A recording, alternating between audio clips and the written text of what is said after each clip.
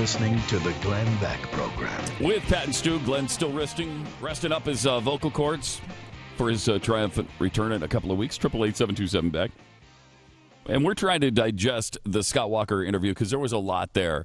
He said a lot in a really short amount of time. We covered the Iran deal, which he would undo day one. He would undo and completely repeal Obamacare. I'm in favor of both of those moves. Right. I will say most candidates would say they could do that. I mean, Walker brings up a great point, and I thought maybe his best pitch for this candidacy is what he outlined when he said, in the field there are a lot of good fighters and a lot of good winners, but not necessarily people who can do both. Or you have, and this is an attack on people. He makes a compelling case because he's done it time after time. He's done both time after time after time. And it's nicely phrased. I don't mean to say it's an attack, but it's essentially a clarification. But a good fighter, you might be saying, well, Ted Cruz is a great fighter, but can he win? Can he win those battles? And he's had obviously an uphill battle against a Democrat president, and we didn't actually repeal Obamacare. Good winners, well, yeah, sure. Jeb Bush has been out there; he's won a lot of races, but does he fight for the things you care about? And that's an interesting distinction. It's sort of his sweet spot. He obviously knows that, and I like the idea that he comes in with a way to explain that. He's prepared. He is. He hasn't just jumped into this race without really knowing the best direction to go. Now, Shane in New York caught on to one phrase that we were kind of kicking around here during the break. Yes. And Shane, you're on the Glenn Beck program with Pat and Stu. Hey, guys. So if you notice what he said was, I'm not for amnesty. And then he goes on to say really quickly, kind of very sneaky, we need to have a high bar for citizenship. High bar for citizenship. Great way to put it. Great way to say a pathway, isn't it?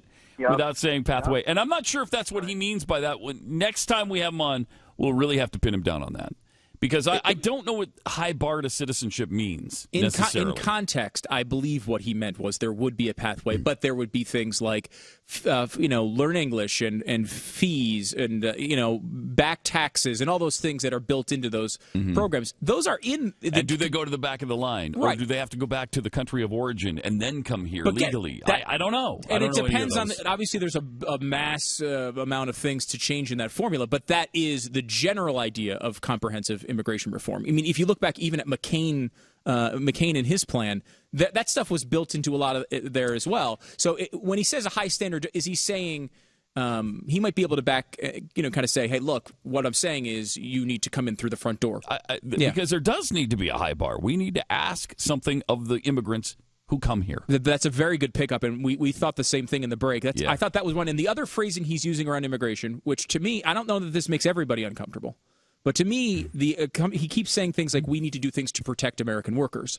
Now, look, we all want to protect American workers. I don't think there's any candidate saying we want to assassinate American workers. So we all are on that front. I'm hoping that the protect is not part of protectionism. And I don't think it is with Scott Walker because his record is pretty good on economics. But he said that phrase a few times.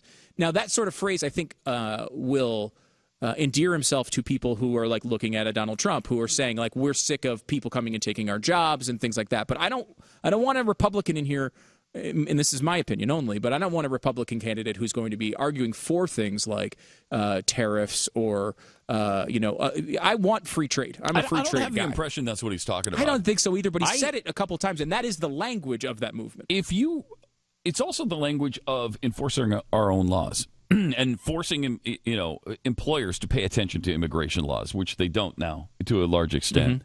And I don't want, because every time you bring this up, well, I'm not going to be a police officer. I can't be immigration police and run a business. No, but, the chicken processing industry, they're purposefully hiring illegal aliens so that they can pay them less. That's why they get raided all the time. That's why you see lines around the building after an ICE raid on one of those kinds of places, because now it's freed up a bunch of jobs for Americans to take. I mean, what was the place? Was it in Arkansas where they raided the, I think it was a chicken processing plant, something to that effect. There's plenty of them in Arkansas. There's a bunch of them. And They arrested and deported, or at least detained, 1,500 people. And then the place had no workers. So the next day, there was a line around the building that stretched for, it was like 3 deep, and it went around the building like 9 times or something because people wanted the jobs. Yeah. Well, now Americans that's protecting American jobs. By enforcing U.S. law. And look, I'm all about that. I agree with that. I'm all about that. And I'm impressed by Walker. He's not a guy who comes in, part of the issue that I don't like about guys like Trump is that he just he's not good at explaining the things he's saying. And maybe and the sad part is maybe he is. But he doesn't know how to convince people. Obviously, he's the highest negatives in the entire campaign, and he's an easy one to pick on. But there's other candidates who do the same thing. George W. Bush is a great freaking example of it. I mean, George Bush won 2 terms, but he was terrible at articulating things that were a lot of times good ideas. Poor people aren't necessarily killers. That's a poor job of articulating a point. Yes. Now, the point we would all agree I believe with. that human beings and fish can coexist peacefully. Right. Really? You don't believe in the human-fish war? No, I do. Because I've been an advocate for a long time. I'm a huge anti-fish guy. But apparently Bush wasn't. But the turtles are weaponizing the fish right now. That's what's pissing me off. And we're letting that happen. Mm-hmm. Nobody's talking about that either. It's like it's some kind of arms arrangement between turtles and fish. We're probably getting too deep into this. I think Big Walrus is behind the whole thing, but that's a whole nother issue. We'll ask Walker about that next time he's on. But those were interesting, and I thought he made a really good point too on the foreign policy thing, which it's a great point. When you talk about who is the best on foreign policy, it's going to be the governor of California. And that is I think, kind of a BS criticism, but one I think worth bringing up, that they're going to criticize a governor because he deals with states' issues more than foreign policy. That should be out the window with Barack Obama, though, who dealt with all this stuff should be out the community window. organization before he became president. That should all be out the window, and nobody should have the right to open their mouth on that issue because the guy had no experience on anything. But you're seeing that view is a big part of this campaign. Every governor in this race is making the point that, hey, guys, do you really want another first-term senator? Is that what you want? Is that what you want? And look, which of course is a slam on Ted Cruz, Marco Rubio. To some extent Rand Paul. I mean, you're getting a lot of that, and it's the reason you're getting that, and this is the real positive here, is that there's just a really good field.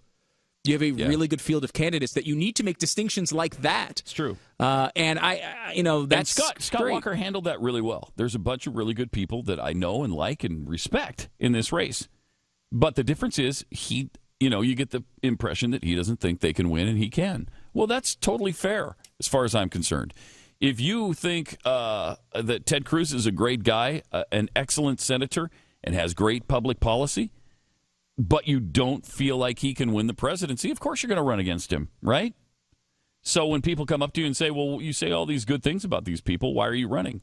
Well, there it is, because I can win and they can't. And, he does have a point to make. I don't believe that Ted Cruz can't win, but Scott Walker can make a pretty compelling case that he has fought all these battles, and he had to win an election, then he had to win a recall election, then he had to win re-election, and all the while fighting all of this out-of-state money that was coming in from all over the country, all over the world, battling the unions, which are the highest spending and probably toughest to deal with leftist organizations in America, and he still won. And he stood up to all of it. He never backed down, not for a second, and he won. So he's got a good case. The other positive thing is Scott Walker might piss off the left more than anybody else. They really can't stand him. When I'm talking left, I'm talking the Richard Trumka union activist left. They can't stand him, which is one of the things I love. He's kryptonite to them. That's why they hate him. Well, and he had no right to win that recall election. And nobody thought he could either. In no world. Nobody thought he could. That in Wisconsin, did anybody think that he was going to be able to somehow hold that thing together? But his performance was strong enough that the people in Wisconsin said, look, they keep saying all these things about how evil this guy is, but the state's in much better shape than when he took it over. I will say, though, that for Ted Cruz and whether or not he can win things, we were told by some of the most powerful people in Texas. Glenn and I had lunch with one of them shortly before the election of Cruz the first time against David Dewhurst, and we were told